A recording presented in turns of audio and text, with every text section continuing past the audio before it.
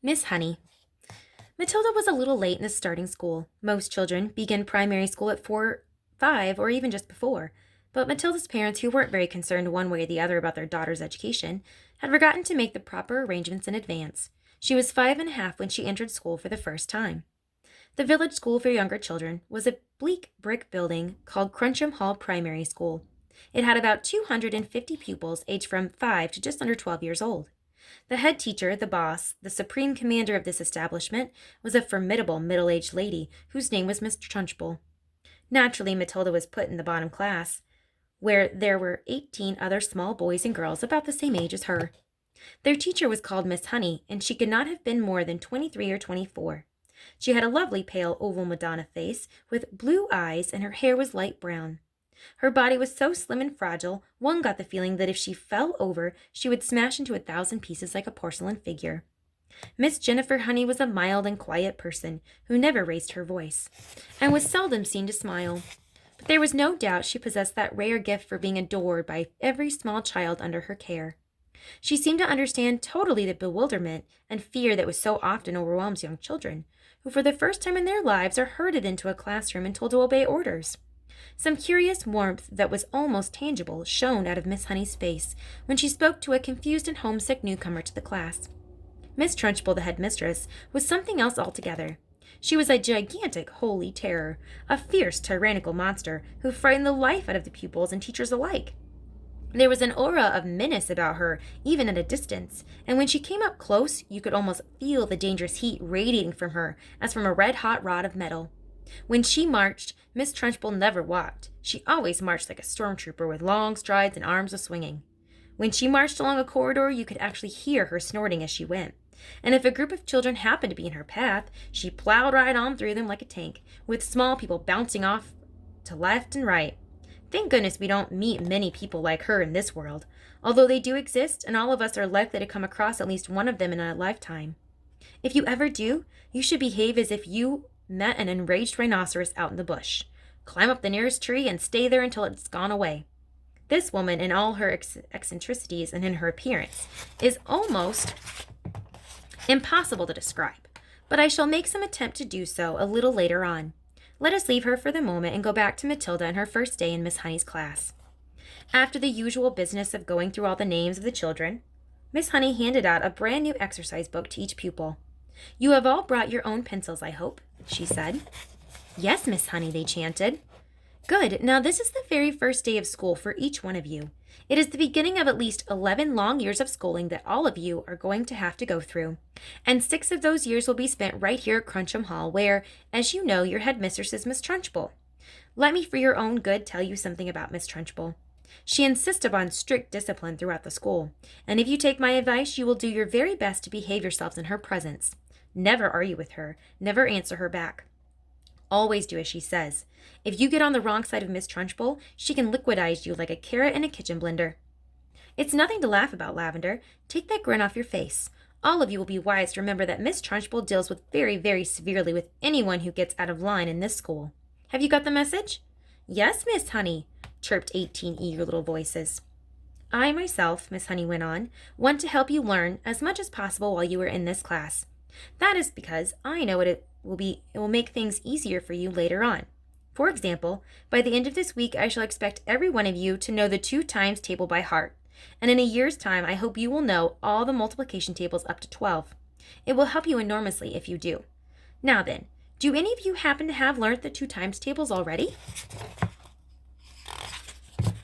Matilda put up her hand. She was the only one. Miss Honey looked carefully at the tiny girl with dark hair and a round, serious face sitting in the second row. "Wonderful," she said. "Please stand up and recite as much of it as you can." Matilda stood up and began to say the 2 times tables. When she got to twice 12 and is 24, she didn't stop. She went right on to twice 13 is 26, twice 14 is 28, twice 15 is 30, twice 16 is... "Stop," Miss Honey said. She had been listening slightly spellbound to this smooth recital, and now she said, "How far can you go?" "How far?" Matilda said. "Well, I don't really know, Miss Honey. For quite a long way, I think." Miss Honey took a few moments to let this curious statement sink in. "You mean," she said, "that you could tell me what 2 times 28 is?" "Yes, Miss Honey." "What is it?" 56, Miss Honey. What about something much harder, like 2 times 487? Could you tell me that? I think so, yes, Matilda said. Are you sure? Why, yes, Miss Honey, I'm fairly sure. What is it then? 2 times 487.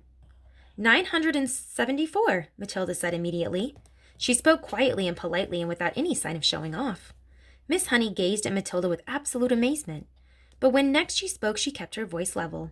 That is really splendid, she said, but of course multiplying by 2 is a lot easier than some of the bigger numbers. What about the other multiplication tables? Do you know any of those?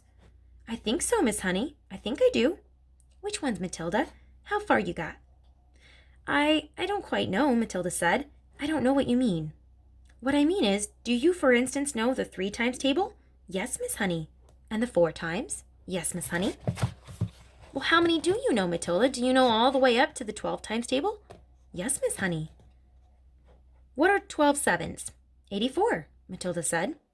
Miss Honey paused and leaned back in her chair behind the plain table that stood in the middle of the floor in front of the class. She was considerably shaken by this exchange, but took care not to show it. She had never come across a 5-year-old before, or indeed a 10-year-old, who could multiply with such faculty. I hope the rest of you are listening to this, she said to the class. Matilda's a very lucky girl. She has wonderful parents who have already taught her to multiply lots of numbers. Was it your mother, Matilda, who taught you? No, Miss Honey, it wasn't. You must have a great father, then. He must be a brilliant teacher. No, Miss Honey, Matilda said quietly. My father did not teach me. You mean you taught yourself? I don't quite know, Matilda said truthfully. It's just that I don't find it very difficult to multiply one number by another. Miss Honey took a deep breath and let it out slowly. She looked again at the small girl with bright eyes, standing beside her desk so sensibly and solemn. You say you don't find it difficult to multiply one number by another, Miss Honey said. Could you try to explain that a little bit? Oh dear, Matilda said. I'm not really sure. Miss Honey waited. The class was silent, all listening. For instance, Miss Honey said, if I asked you to multiply 14 by 19. No, that's too difficult. It's 266, Matilda said softly. Miss Honey stared at her. Then she picked up a pencil and quickly worked out the sum on a piece of paper. What did you say it was? She said, looking up. 266, Matilda said. Miss Honey put down her pencil and removed her spectacles and began to polish the lenses with a piece of tissue. The class remained quiet, watching her and waiting for what was coming next. Matilda was still standing up beside her desk. Now tell me, Matilda, Miss Honey said, still polishing. Try to tell me exactly what goes on inside your head when you get a multiplication like that to do. You obviously have to work it out in some way, but you seem able to arrive at the answer almost instantly. Take the one you've just done, 14 multiplied by 19.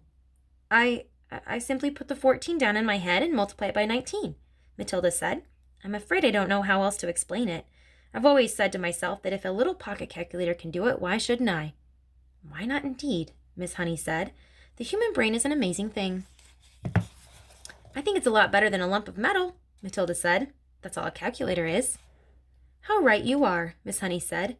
Pocket calculators are not allowed in this school anyway. Miss Honey was feeling quite quivery. There was no doubt in her mind that she had met a truly extraordinary mathematical brain. And words like child genius and prodigy went flitting through her head. She knew that these sort of wonders do pop up in the world from time to time, but only once or twice in 100 years. After all, Mozart was only 5 when he started composing for the piano, and look what happened to him. It's not fair, Lavender said. How can she do it and we can't? Don't worry, Lavender. You'll soon catch up, Miss Honey said, lying through her teeth. At this point, Miss Honey could not resist the temptation of exploring still further the mind of this astonishing child. She knew that she ought to be paying some attention to the rest of the class, but she was altogether too excited to let that matter rest. Well, she said, pretending to address the whole class, let us leave sums for the moment and see if any of you have begun to learn to spell. Hands up anyone who can spell cat. 3 hands went up. They belonged to Lavender, a small boy named Nigel, and Matilda. Spell cat, Nigel. Nigel spelled it. Miss Honey now decided to ask a question that normally she would not have dreamed of asking the class on its first day. I wonder, she said, whether any of you 3 who know how to spell cat have learned how to read a whole group of words when they are strung together in a sentence. I have, Nigel said. So have I, Lavender said. Miss Honey went to the blackboard and wrote with her white chalk the sentence, I have already begun to learn how to read long sentences. She had purposely made it difficult, and she knew that there were precious few 5-year-olds around who would be able to manage it. "Can you tell me what that says, Nigel?" she asked. "That's too hard," Nigel said. "Lavender?" "The first word is I," Lavender said. "Can any of you read the whole sentence?" Miss Honey asked, waiting for the yes that she felt certain was going to come from Matilda. "Yes," Matilda said. "Go ahead," Miss Honey said. Matilda read the sentence without any hesitation at all. "That really is very good indeed," Miss Honey said, making the understatement of her life. "How much can you read, Matilda?" "I think I can read most things, Miss Honey," Matilda said, "although I'm afraid I can't always understand the meanings." Miss Honey got to her feet and walked smartly out of the room, but was back in 30 seconds carrying a thick book. She opened it at random and placed it on Matilda's desk. "This is a book of humorous poetry," she said. "See if you can read that one aloud." Smoothly, without a pause and a nice speed, Matilda began to read. "An epicure dining at Crewe found a rather large mouse in his stew. Cried the waiter, 'Don't shout, and wave it about, or the rest will be wanting one too.'" Several children saw the funny side of the rhyme and laughed. Miss Honey said, "Do you know what an epicure is, Matilda?" "It is someone who is dainty with eating," Matilda said. "That is correct," Miss Honey said. "And do you happen to know what that particular type of poetry is called?" "It's called a limerick," Matilda said. "That's a lovely one. It's so funny."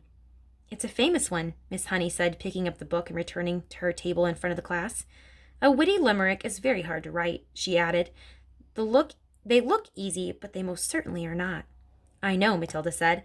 "I've tried quite a few times, but mine are never any good." "You have you?" Miss Honey said, more startled than ever. "Well, Matilda, I would very much like to hear one of these limericks you say you have written.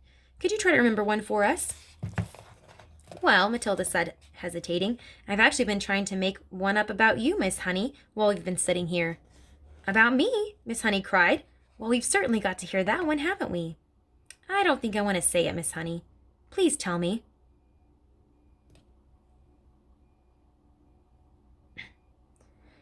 Miss Honey said, "I promise I won't mind." "I think you will, Miss Honey, because I have to use your first name to make things rhyme, and that's why I don't want to say it." "How do you know my first name?" Miss Honey asked. "I heard another teacher calling you by it just before we came in," Matilda said. "She called you Jenny." "I insist upon hearing this limerick," Miss Honey said, smiling one of her rare smiles.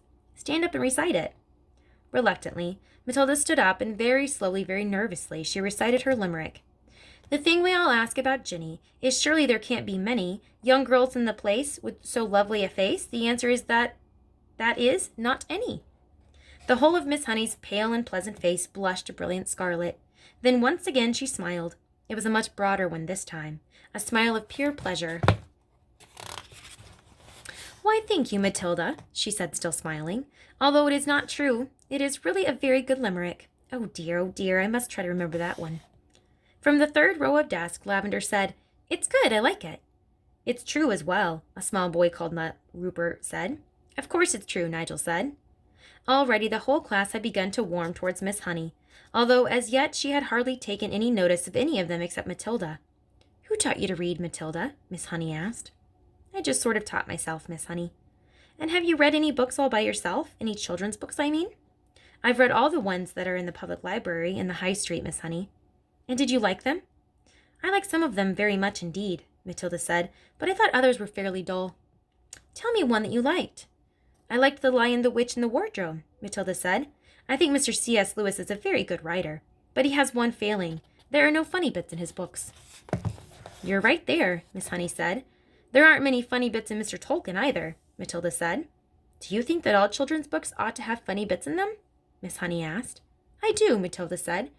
"Children are not so serious as grown-ups, and they love to laugh."